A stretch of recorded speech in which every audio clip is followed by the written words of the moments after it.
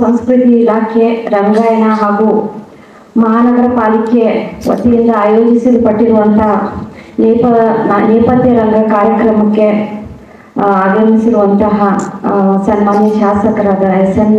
ಚಂದ್ರಸಪ್ಪ ಸರ್ಗೆ ವಂದಿಸುತ್ತಾ ಹಾಗೂ ಉದ್ಘಾಟಕರಾಗಿ ಆಗಮಿಸಿರುವಂತಹ ಪ್ರಸನ್ನ ಡಿ ಸಾಗರ್ ಹಾಗೂ ಮುಖ್ಯ ಸಂಪನ್ಮೂಲ ವ್ಯಕ್ತಿಗಳಾದ ಸಾಸ್ವೆಹಳ್ಳಿ ಸತೀಶ್ ಸರ್ ಹಾಗೂ ಚಂದ್ರಶೇಖರ್ ಗೋನಿಗೆರೆ ಸರ್ ಹಾಗೂ ನಿರ್ವಾಹಕರು ಶ್ರೀ ಮಂಜು ರಂಗಾಯಣ ಸರ್ ಹಾಗೂ ಹೊನ್ನಳ್ಳಿ ಸರ್ ಹಾಗೂ ವೇದಿಕೆ ಮೇಲೆ ಉಪಸ್ಥಿತರಿರುವಂತಹ ಎಲ್ಲ ಗಣ್ಯಮಾನ್ಯರಿಗೂ ವಂದಿಸ್ತಾ ಹಾಗೆ ಮುಖ್ಯವಾಗಿ ಇಲ್ಲಿ ಆಗಮಿಸಿರುವಂತಹ ಎಲ್ಲ ಶಿಕ್ಷಕಿಯರು ಹಾಗೂ ಶಿಕ್ಷಕರು ಕೂಡ ಇದ್ದಾರೆ. ಎಲ್ಲರಿಗೂ ವಂದಿಸ್ತಾ ಈ ಒಂದು ಕಾರ್ಯಕ್ರಮವನ್ನ ನಾವು ರಂಗ ದಸರಾ ಪ್ರಯುಕ್ತ ಹಮ್ಮಿಕೊಂಡಿದ್ದೀವಿ. ಬ್ಯೂಟಿ ಸ್ಕಿನ್ ಡೀಪ್ ಅಂತಾರೆ, ಹೌದು, ಬ್ಯೂಟಿ ಸ್ಕಿನ್ ಡೀಪ್ ಹಾಗೂ beauty lies in eyes of the beholder ಅಂತಾರೆ. ನೀವು ಯಾರಾದ್ರೂ ನೋಡೋ ದೃಷ್ಟಿ ಚೆನ್ನಾಗಿದ್ರೆ ಎಲ್ಲರೂ ನಿಮ್ಗೆ ಸುಂದರವಾಗಿನೇ ಕಾಣಿಸ್ತಾರೆ, ಅದು ಸರಿ. ಆದರೆ ನಾವು ದಿನನಿತ್ಯ ಜೀವನದಲ್ಲಿ ಚೆನ್ನಾಗಿ ಡ್ರೆಸ್ ಮಾಡಬೇಕು, ಚೆನ್ನಾಗಿ ಕಾಣಿಸ್ಬೇಕು. ಯಾಕಂದ್ರೆ ನಮಗೋಸ್ಕರ ಅಲ್ಲ, ಬಾಕಿ ನಮ್ಮ ಸುತ್ತಮುತ್ತಲೇ ಇರ್ತಾರಲ್ಲ ಅವ್ರಿಗೆ ಒಂದು ನಾವು ರೆಸ್ಪೆಕ್ಟ್ ತೋರಿಸ್ದಂಗೆ ಈ ಒಂದು ದಿವಸ ಮೇಕಪ್ ತರಬೇತಿಯನ್ನ ತಮಗೆಲ್ಲ ಹಮ್ಮಿಕೊಂಡಿದ್ದೀವಿ. ಇದನ್ನ ಸದುಪಯೋಗ ಪಡ್ಕೋಬೇಕು ಅಂತ ಹೇಳಿ ನಾನು ಆಶಿಸ್ತೀನಿ. ಯಾಕಂದ್ರೆ ನಾಟ್ ಜಸ್ಟ್ ಸ್ಕೂಲ್ಗಳಿಗೆ ಹೋಗಿ ನೀವು ಮತ್ತೆ ಮಕ್ಕಳಿಗೆ ಹೇಳ್ಕೊಡ್ಬೋದು. ಆಮೇಲೆ ಈಗ ನೆಕ್ಸ್ಟ್ ನಮ್ದೇನು ಕಾರ್ಯಕ್ರಮಗಳಿದಾವಲ್ಲ, ತಾವೆಲ್ಲ ಮೇಕಪ್ ಮಾಡಿ ಫುಲ್ ಎಕ್ಸ್ಪರ್ಟ್ಸ್ ಆಗ್ತೀರಿ ಅಂತ ಅನ್ಕೊಂಡಿದ್ದೀನಿ. ಮುಖ್ಯವಾಗಿ ಏನಂದ್ರೆ ನಾವು 2 ದೇವಿಗಳನ್ನ ತುಂಬಾನೇ ಪೂಜಿಸ್ತೀವಿ. ಒಂದು ಲಕ್ಷ್ಮೀ ದೇವಿ, ನಮ್ಗೆಲ್ಲ ದುಡ್ಡು ಕೊಡ್ತಾಳೆ ಹಾಗೂ ಆಶೀರ್ವಾದ ಕೊಡ್ತಾಳೆ. ಇನ್ನೊಬ್ಳು ಸರಸ್ವತಿ ದೇವಿ. ಲಕ್ಷ್ಮೀ ದೇವಿ ಕಮಲದ ಮೇಲೆ ನಿಂತ್ಕೊಂಡಿದ್ದಾಳೆ, ಸರಸ್ವತಿ ದೇವಿ ಕಲ್ಲಿನ ಮೇಲೆ ವೀಣೆ ಹಿಡ್ಕೊಂಡು ಬೇರೆ ಬೇರೆ ಆಯ್ದ ಪುಸ್ತಕ ಅದೆಲ್ಲ ಇಟ್ಕೊಂಡು ಕೂತ್ಕೊಂಡಿದ್ದಾಳೆ.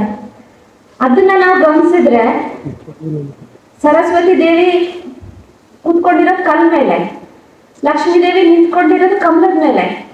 ಯಾಕೆ? ನಮ್ಗೆಲ್ಲ ಗೊತ್ತಿರುತ್ತೆ. ಅದಕ್ಕೆ ಏನಂದ್ರೆ ಸಾಂಕೇತಿಕವಾಗಿ ಏನಂತಂದ್ರೆ ಲಕ್ಷ್ಮೀ ದೇವಿ ದುಡ್ಡು ಬರುತ್ತೆ, ಆದ್ರೆ ಅದು ಚಂಚಲ, ಕೈಯಲ್ಲಿ ನಿಂತ್ಕೊಳ್ಳಲ್ಲ, ಹೊರಟೋಗ್ಬಿಡುತ್ತೆ. ಆದ್ರೆ ಸರಸ್ವತಿ ಕೂತ್ಕೊಂಡಿರೋದು ಕಲ್ಲಿನ ಮೇಲೆ, ವಿದ್ಯೆ, ಅವಳು ನಮ್ಗೆ ವಿದ್ಯೆ, ಬುದ್ಧಿ, ಕಲಾ ಎಲ್ಲಾನು ನಮ್ಗೆ ಕೊಡ್ತಾಳೆ. ಸೊ ಒಂದ್ಸಾರಿ ನಾವು ಕಲ್ಕೊಂಡ್ಬಿಟ್ರೆ ನಮ್ಮಿಂದ ಯಾರು ಕಿತ್ಕೊಳಕ್ ಆಗಲ್ಲ. ಸೊ ನೀವುಗಳು ಕೂಡ ಅದನ್ನೇ ಮಾಡ್ತಾ ಇದ್ದೀವಿ. ಶಿಕ್ಷಕರಾಗಿ ಎಲ್ಲ ಮಕ್ಕಳಿಗೂ ಕೂಡ ಪಾಠ ಹೇಳ್ಕೊಡೋದು, ಹೊಸ ಹೊಸ ವಿಷಯ ನೀವು ಹೇಳ್ಕೊಡೋದಲ್ಲೇ ಒಂದು ಮಗುನ ಜೀವನ ರೂಪಿಸುತ್ತೆ. ಈಗ ಸ್ಕಿಲ್ ಅನ್ನೋದೇನಿದೆಯಲ್ಲ, ನಮ್ಗೆ ಒಂದ್ಸಾರಿ ಕಲಿತ್ರೆ ಯಾರು ನಮ್ಮಿಂದ ಕಿತ್ಕೊಳಕ್ ಆಗಲ್ಲ. ನಾಲೆಜ್ ಕೂಡ ಹಂಗೆ.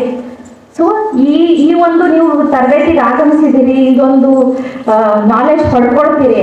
ಮುಂದೆ ಹೋಗಿ ನಿಮ್ಮ ಏನ್ ಮಕ್ಳು ಇರ್ತಾರ ನಿಮ್ಮ ಶಾಲೆಯಲ್ಲಿ ಅವ್ರಿಗೂ ಕೂಡ ಹೇಳ್ಕೊಡ್ಬೋದು. ಹಾಗೂ ಬೇರೆ ಬೇರೆ ಏನು ನಾಟಕಗಳು ಅದು ಇಂಟ್ರೆಸ್ಟ್ ಬರೋಂಗ್ ಮಾಡ್ಬೋದು ಮಕ್ಕಳಿಗೆ.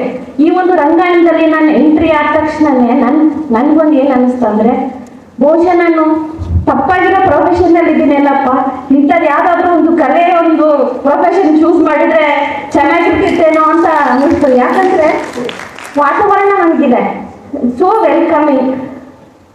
ನಂಗೆ ಗೊತ್ತಿಲ್ಲ, ಬಟ್ ನಿಮ್ಗೆಲ್ಲ ಅವಕಾಶ ಸಿಕ್ಕಿದೆ, ಅದೆಲ್ಲ ಸದುಪಯೋಗ ಪಡ್ಕೊಳ್ಳಿ. ಹೊಸದೊಂದು ಏನಾದ್ರೂ ಕಲೀರಿ, ಮಕ್ಕಳಿಗೂ ಕಲಿಸ್ರಿ ಅಂತ ಹೇಳ್ತಾ ಈ ಒಂದು ಕಾರ್ಯಕ್ರಮ ತುಂಬಾ ಚೆನ್ನಾಗಿರೋ ಕಾರ್ಯಕ್ರಮ. ನನ್ಗೆ ಇದು ಮೇಕಪ್ಪು ಇದೊಂದು ಅಂಶ ಇದೆ ಅಂತ ಹೇಳಿ ನನಗೆ ಗೊತ್ತಿರ್ಲಿಲ್ಲ. ಇದೊಂದು ರೂಪಿಸ್ಕೊಂಡಿರೋದಕ್ಕೆ ರಂಗ ದಸರಾ ನನ್ನ ಟೀಮ್ಗೆ ರಿಯಲಿ ನಾನು ಕಂಗ್ರ್ಯಾಚುಲೇಟ್ ಮಾಡಬೇಕು. ಎಲ್ಲ ಒಂದು ಏನೊಂದು ತರಬೇತಿ ಕೊಡ್ತಾರೆ ಅದನ್ನ ಸದುಪಯೋಗ ಪಡಿಸ್ಕೊಳ್ಳಿ ಅಂತ ಹೇಳ್ತಾ ನಾನು 2 ಮಾತನ್ನು ಮುಗಿಸ್ತೀನಿ. Thank you. ಮೇಕಪ್ ತರಬೇತಿ ಶಿಬಿರ ಮಾಡ್ಕೊಂಡಿದ್ದಾರೆ. ಇದು ಒಳ್ಳೆ ಕಾರ್ಯಕ್ರಮ. ಯಾಕಂದ್ರೆ ರಂಗಭೂಮಿ ಚಟುವಟಿಕೆಗಳು ನಡೀತಾ ಇದ್ದಾವೆ. ಆದ್ರೆ ಅವ್ರಿಗೆ ಒಂದು ತರದಾದ ಮೇಕಪ್ ದಿನ ಮತ್ತು ಪ್ರಸಾದನದ ಕಾರ್ಯಕ್ರಮ ಮೋಸ್ಟ್ಲಿ ಆಗಿರ್ಲಿಲ್ಲ ಅಂತ ಅನ್ಸುತ್ತೆ. ಅದನ್ನ ಯೋಚಿಸಿ ಸಾಸ್ವೆಹಳ್ಳಿ ಸತೀಶು ಮತ್ತೆ ಎಲ್ಲರೂ ಸೇರ್ಕೊಂಡು ಒಂದು ಕಾರ್ಯಕ್ರಮ ಶುರು ಮಾಡಿದ್ದಾರೆ. ಇದು ಪ್ರವೇಶ ಅಷ್ಟೇ. ಈ ಪ್ರವೇಶ ಮುಂದುವರೆದು ಇನ್ನು ವೇಷಗಾರಿಕೆ ಆಗಲಿ, ಅದು ಒಂದು ರಂಗಭೂಮಿಯ ಮತ್ತೊಂದು ಚಟುವಟಿಕೆಗಳಿಗೆ ಪೂರಕವಾಗಿ ನಡೀಲಿ ಅಂತ ಆಶಿಸ್ತೇನೆ. ಪ್ರಸಾದನ ಅನ್ನೋದು ರಂಗಭೂಮಿಲಿ ಒಂದು ಪ್ರವೇಶ, ಹೌದು. ಅಂದ್ರೆ ಅದು ಬಣ್ಣಗಾರಿಕೆ, ಇದಾದ್ಮೇಲೆ ವೇಷಗಾರಿಕೆ. ಸೊ ಬಣ್ಣಗಾರಿಕೆ ಆಗುವಾಗ ನಟ ಇಲ್ಲಿ ತಾನು ಪ್ರದರ್ಶನಕ್ಕೆ ತಯಾರಾಗ್ತಾನೆ. ಮೇಕಪ್ ಹಾಕ್ತಿದ್ದಂಗೆ ಅದು ನಟನ ಪ್ರವೇಶ ಆಗುತ್ತೆ. ಹಿಂದಿನ ಕಾಲದಲ್ಲಿ ಅಂದ್ರೆ ನಮ್ಮ ಟ್ರೈಬಲ್ ನಮ್ಮ ಆದಿವಾಸಿ ಸಂಸ್ಕೃತಿಯಲ್ಲಿ ಪ್ರಾಣಿಗಳ ಬೇಟೆ ಆಗ್ತಿತ್ತು. ಪ್ರಾಣಿಗಳನ್ನು ಬೇಟೆ ಆಡ್ಲಿಕ್ಕೆ ಅವರು ಹೋದಾಗ ತಮ್ಮ ಮುಖವನ್ನ ಮರೆ ಮಾಡ್ಕೊಂತಿದ್ರು, ತಮ್ಮ ದೇಹವನ್ನ ಮರೆ ಮಾಡ್ಕೊಂತಿದ್ರು. ಯಾಕಂದ್ರೆ ತಾವು ಪ್ರಾಣಿಗಳಂತೆ ಅಲ್ಲಿ ಅಡಕೊಂಡಿದ್ದು ಬೇಟೆ ಆಡ್ಲಿಕ್ಕೆ ಮಾಡ್ತಿದ್ರು. ಅಂದ್ರೆ ತಾನು ಒಂದು ರೂಪ ಧಾರಣೆ ಮಾಡ್ತಿದ್ದ. ಇದು ಕೂಡ ಅಷ್ಟೇನೆ. ಮೇಕಪ್ ಮತ್ತೊಂದು ಪಾತ್ರದ ಧಾರಣೆ, ಇದು ಪಾತ್ರದ ಪ್ರವೇಶ. ಹಾಗಾಗಿ ಪ್ರಸಾದನ ಒಂದು ಇಂಪಾರ್ಟೆಂಟ್ ಎಲಿಮೆಂಟ್ ನಮ್ಮ ರಂಗಭೂಮಿಯಲ್ಲಿ, ಅದಕ್ಕಿಂತ ಹೆಚ್ಚಾಗಿ ಒಂದು ಪ್ರದರ್ಶನದಲ್ಲಿ. ಇನ್ನು ಮುಂದಿನ ನಡೆಯೋದು ವೇಷಗಾರಿಕೆ, ಆಮೇಲೆ ಪ್ರದರ್ಶನ. ದಸರಾ, ರಂಗ ದಸರಾ ಈ ಪಾಯಿಂಟ್ ಆಫ್ ವ್ಯೂ ಇಂದ ಒಂದು ವಿದ್ಯುಕ್ತವಾಗಿ ಇವತ್ತು ಶುರುವಾಗಿದೆ. ಅದಕ್ಕಾಗಿ ನಾನು ಎಲ್ಲರಿಗೂ ಅಭಿನಂದನೆ ಸಲ್ಲಿಸ್ತಾ ಇದ್ದೇನೆ.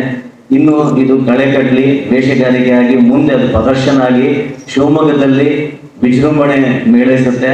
ಹಾಗಾಗಿ ಎಲ್ರಿಗೂ ನಾನು ವಂದಿಸ್ತಾ ಎಲ್ರಿಗೂ ಒಳ್ಳೇದಾಗಲಿ ಅಂತ ಹೇಳ್ತಾ ನಾನು ಮಾತನ್ನು ಮುಗಿಸ್ತೇನೆ. Thank you.